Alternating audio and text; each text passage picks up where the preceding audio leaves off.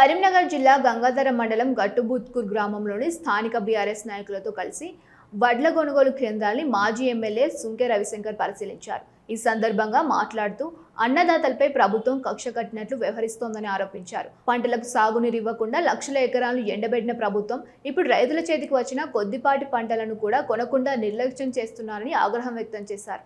రైతులు వాపోతున్నటువంటి పరిస్థితి వచ్చింది కనుక ఈ రాష్ట్ర ప్రభుత్వం ఇక్కడ ఉన్నటువంటి శాసనసభ్యుడు ఒక రైతు మిత్రుడు మాట్లాడుతున్నాడు. ఆయన ఎక్కడ ఉంటాడో తెలియదు సార్, ఆయన లేడట, హైదరాబాద్ లో ఉన్నాడట. మరి ఆయన ఎప్పుడొస్తాడో తెలియదు. ధాన్యం కొనుగోలు మరి చేసే పరిస్థితి లేదు సార్. మా ధాన్యాన్ని ఎట్లైనా కొనుగోలు చేసేటట్టు చూడండి అని వాళ్ళు మరి విన్నవించుకుంటున్నటువంటి సందర్భం వస్తుంది కనుక ఈ ధాన్యాన్ని వెంటనే కొనుగోలు చేయండి. కొనుగోలు చేసుకుంటే సెంటర్లను ప్రారంభించడం కాదు, కొనుగోలు సెంటర్ ప్రారంభించడం కాదు, కొనుగోలు చేయాలి.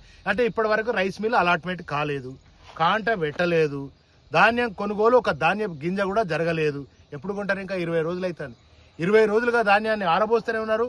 మళ్ళా ఎక్కడ దెబ్బన రాత్రి వర్షం వస్తుందని దాన్ని కప్పుతూనే ఉన్నారు.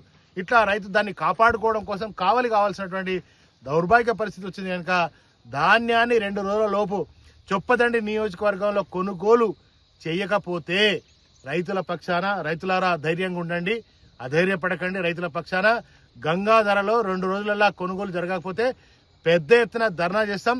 ధాన్యం కొనుగోలు చేసేదాకా మిమ్మల్ని వెన్నంటి పోరాడతామని చెప్పి తెలియజేస్తూ